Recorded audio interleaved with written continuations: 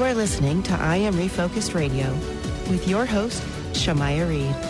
This show is designed to inspire you to live your purpose and regain your focus. And now, here's your host, Shamaya Reed. Hey, welcome to I Am Refocused Radio. Once again, we are here today, and just like any other time, we have another special guest today. Man, we're going to my family. I have family in Ann Arbor, Michigan, so it's going to be a great show. I didn't know that. For us. And small. Now, I had to just do this. I actually went to Washtenaw Community College. So wow. Talking about a small world here. I went to Washtenaw Technical Middle College, and that's right there in Ann Arbor. So I'm going to have fun with our guest today, Susan Beth Miller. She has a book that we're going to be talking about, By the Way, I Love You. And she has a very impressive resume. I'm not going to spend 20 minutes on it, but just give you a sneak peek. She lives in Ann Arbor she works as a clinical psychologist. She is author of several novels that we'll learn more about. And she has a special promo that's going to go through, and y'all have time, because by the time this comes out, y'all will have more than enough time to take advantage of that promo deal. So we're going to talk about that book, but also the fact that she has a great message for our audience. So without further ado, I just want to welcome Susan to the show and say, how are you doing today? Thank you, Shamaya. I'm doing well today, and I'm happy to be talking with you. I think are you in Texas, or did I get that? Yes. Oh, okay. I am in San Antonio, Texas. Okay. Small world I grew up in Michigan. My dad worked for Chrysler, so very small world. But and my dad spent some time in San Antonio in the Army Air Force many, many years ago. So there you go. Wow. Lightning don't strike twice, man. So that's a great insight right there. So first and foremost, kind of share with the audience a little bit about your professional background, being a clinical psychologist, and we'll lead into the book. Yes, I am a clinical psychologist, have been doing that work for many years. I was educated here at the University of Michigan, and have a private practice where I see people with quite a range of presenting issues. So it's been a long career that I've enjoyed a great deal, and it's been a nice mix of the psychology work and the writing, and a real pleasure and a nice opportunity for me that I've been able to blend the two. When you look at the books you've been able to publish so far, how has your professional work and experience helped you decide on what you wanted to write on and how you wrote it? Yeah. Well, actually, the majority of the books that I've published have been psychology books, not fiction, although I would have to say I think the majority of the books that I've written have been fiction. So what that tells you is that the fiction is very challenging and has been somewhat more difficult to publish than the psychology books. That's probably part of why right now I'm focusing more on fiction, because it's been the higher mountain to climb for me.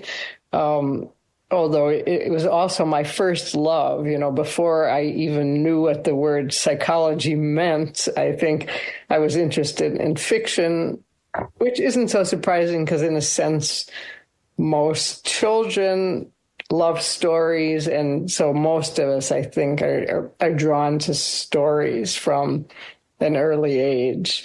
But I think there has also been some cross-fertilization between the two fields of study, which I've thought about a bit, in that, probably people who want to write fiction and people who enjoy being a psychologist or some other kind of therapist are those who are quite intrigued by and drawn to just human personalities, right? So both fiction and a therapist's office are full of characters, in a sense, and stories. So the two really seem like a pretty natural fit. And of course, doing therapy, you do hear so many stories. And not only do you hear stories, but you you see the makeup of individuals, not just their stories, but their faces and their gestures and the way their speech patterns. So there's so many elements of that experience that can nurture work as a fiction writer. Listen, I'll be focused on watching us on YouTube, and we're talking to our guest, Susan B. Miller.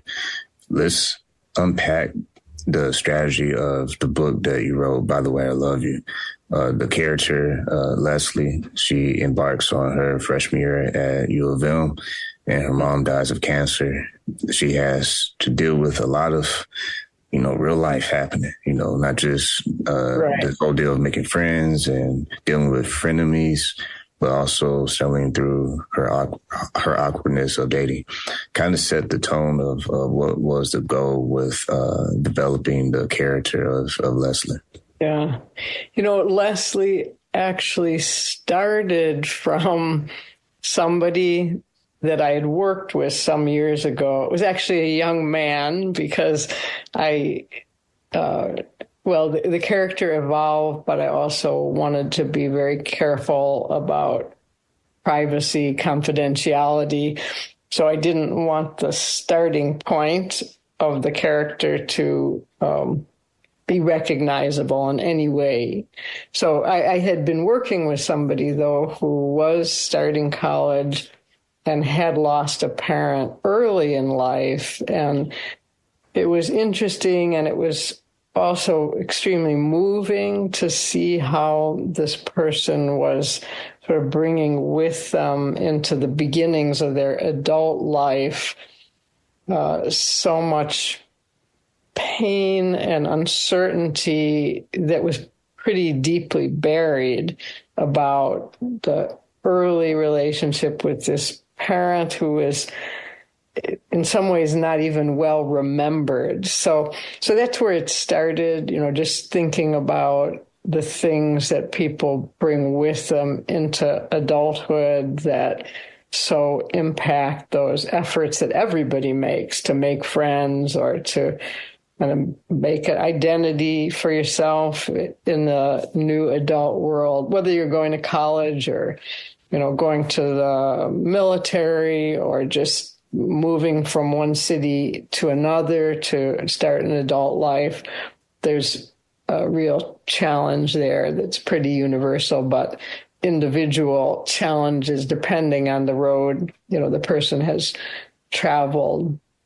And as I've been thinking about this book, this book actually is, it's kind of pegged for a little bit more of a young adult audience, although it could be of interest to an adult as well.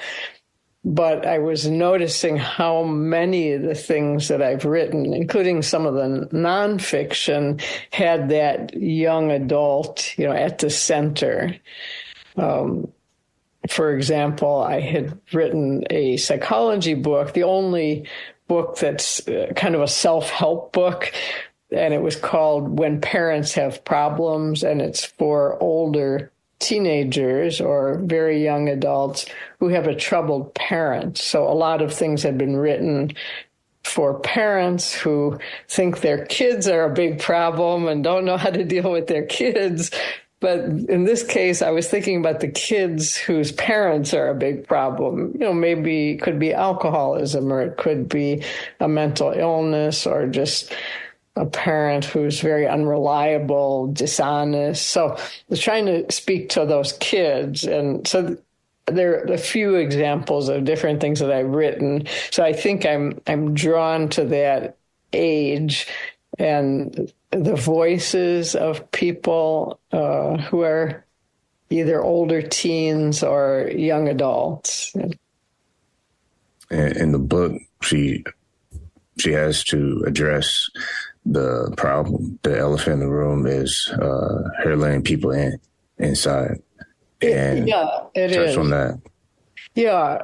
And I think for a number of reasons, she's struggling with a number of aspects of her relationship with her mother. So one question she has is really, who was she to her mother? Because her mother could be kind of remote have like a Mona Lisa face, hard to read. So she wasn't certain that her mother had really deeply loved her. So there's one challenge, making it hard for her to trust others and trust their affection for her.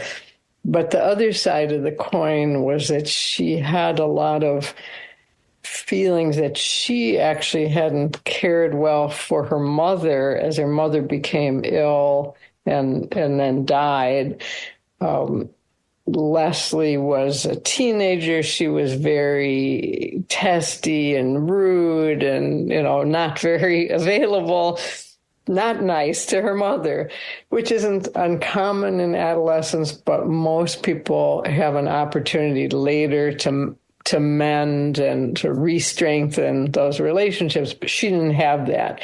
So her sense was that she had failed her mother, and maybe her mother had failed her. So she's sort of working with both these sides of the coin. When you look at the impact of the relationship between the mom, how did you in the book kind of illustrate that being something that's almost like a thorn in her side? Like, how I have to deal with others, how much of that cared towards how I looked at my mom versus how she might have looked at me, or how I perceived how she might have looked at me. Yeah, well, I guess there are another number of threads. One has to do with other mothers she encounters because she has a roommate who has a mother who's very present. And then other friends who have their mothers. So she's reacting as she sees these other relationships and then thinking about her own history. She has old letters from her mother. So she starts nervously looking at those and trying to make sense of them. Goes to her father for help with that. And then as the story evolves, there's a new thread. She actually is directed to, not sure how much of the story to tell, but she's directed to a piece of undeveloped wild land that she starts to really feel deep affection for and attachment to. So in a sense, it becomes her mother nature. She feels very nourished by this place. But then she discovers that it's under threat from a developer. So in a sense, she's replaying her experience with her mother because now, again, she's got a mother that's threatened, not by cancer, but by this big development that's going to come through. So she then is challenged to see if she can find a way to speak up, go to city meetings, city council, and planning commissions, and give voice to the value of the land and express the wish that it not be leveled. So it's, in a sense, it's her second chance to defend her mother, Mother Earth in this case, but in doing it, she has to rethink her own identity. Is she somebody who can speak up, who has a voice, who can have enough confidence in herself, who can challenge herself, all these things? Or is she going to fail again and just say, okay, level the land, I won't do anything? So through that encounter, and she meets lots of friends and some older people, kind of advisors who interact with her around this project of trying to protect this land. Once again, listen to and watching Refocus Radio here on YouTube and on wherever you get the podcast. We're talking to our special guest, Susan B. Miller. You go to her website, susanbethmiller.com. We're talking about the book you can get on Amazon, By the Way I Love You. And real quick, before I forget when this show is wrapped up, you said in the green room that you have a special promo period for people to take advantage of. So if you can kind of explain what that is and how people can do this probably after they eat some turkey. Okay. Yes, for 5 days, supposed to be starting on Thanksgiving, the book will be a free download. This is for ebook readers on Amazon. And truthfully, now it's $2.99, so it's not a fortune, but it'll be $0 for 5 days. Of course, you can get the if you like to read a physical book, I can show you. You can buy that anytime, but it is a free download for 5 days. And of course, I would love for people to read it. And if you have anything you want to say about it, you can write a review or you can send me an email and I'll respond. Going back a little bit to being a clinical psychologist, being able to interact with different personalities, different people of ages, backgrounds. Mm-hmm. What do you think is something that people appreciate the most when they are experiencing your service? Is it listening to their story? Is it trying to navigate pain points from your professional perspective? What has been something you see people gravitate towards? Both those things are important. I think the fundamental thing that you first need to establish when you start working with a person is just that you're present, you're interested in them, you're listening. I think it's also very important to be honest, a fair broker, somebody who's going to tell them the truth if they're asking for feedback on their own behavior or if they're asking something about you. So that honesty is important in building trust.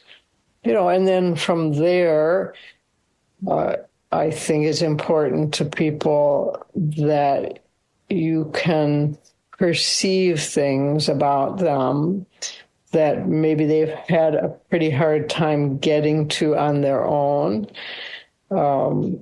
sometimes because of fear or just not, in a way, not knowing how to listen to themselves.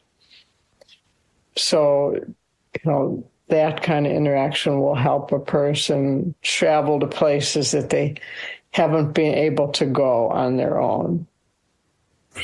You mentioned earlier about confidence, and I think that's a good point to be made, because how would you, the character you develop in your book, By the Way I Love You, what do you believe was her biggest struggle as far as how she looked at herself, and not just the struggle of letting people inside, but overcoming her past issues?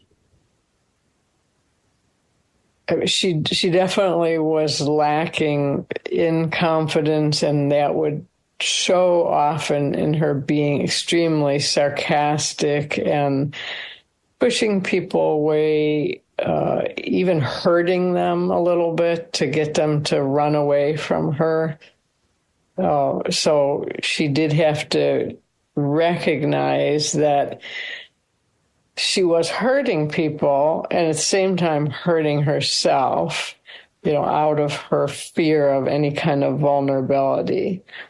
And as she moves along, she's more willing, step by step, slowly, to be honest with people, including about her own caring about them and her valuing of the way that they care for her.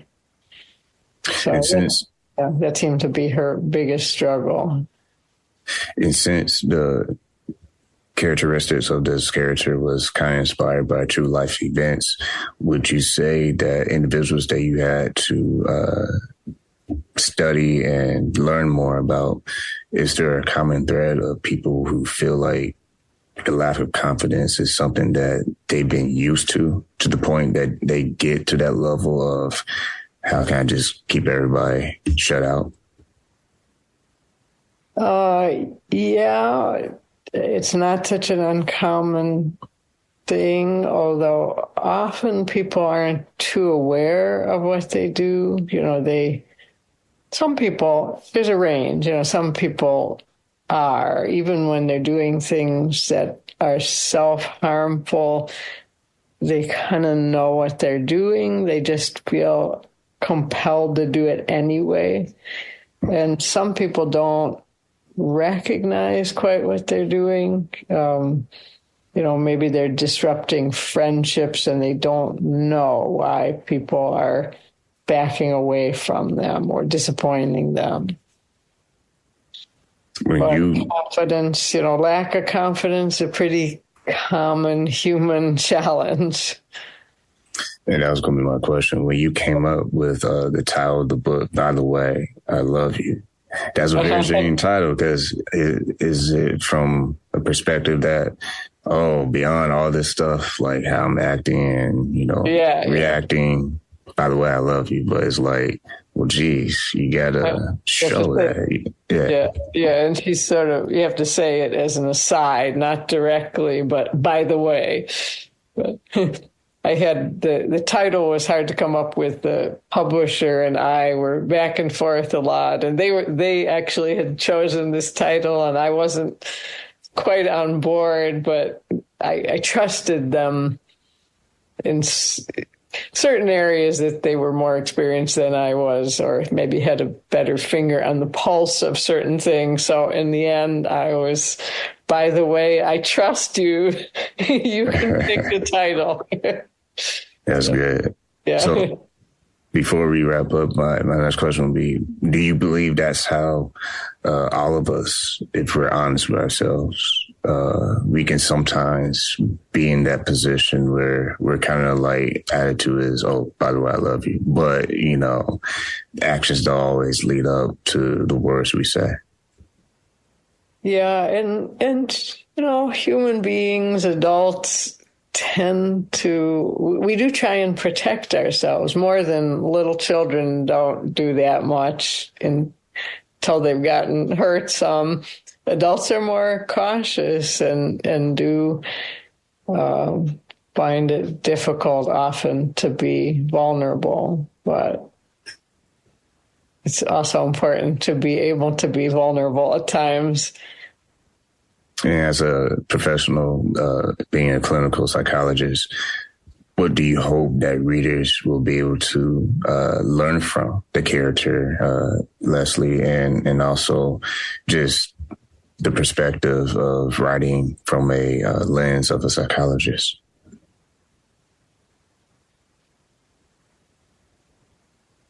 I don't think too much about lessons when I'm writing, but I suppose just that growing up, it's a journey, right? It's not easy.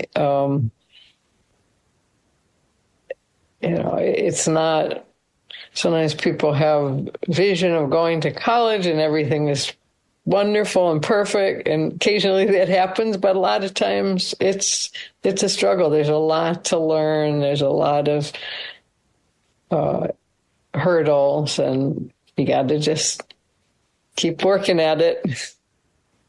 My last question will be, when you think about emotions and how people deal with their emotions, especially from a professional in the work that you do, how important is it for people to understand their emotions better so that they can probably better manage not just self-awareness, but just how they treat people?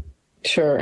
Yeah, I think that is so important. And for everyone, every human being. The more you can understand about your emotions, the richer your experiences. And, maybe one thought for people is, when you can, try and be curious about your own emotions before you judge them, because I think we tend to judge our emotions. This one is a bad feeling. I'm going to try and not feel it, or I'm going to pretend somebody else is feeling it, not me, project it onto someone else.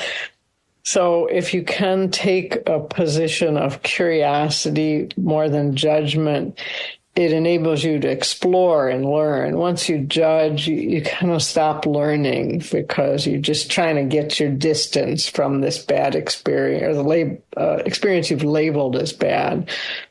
So, if you can, be curious, try and learn about yourself. You don't really gain anything from the judgment. Well, once again, been listening and watching on Refocus Radio and talking to our guest today, Susan B. Miller. Go to her website, susanbethmiller.com.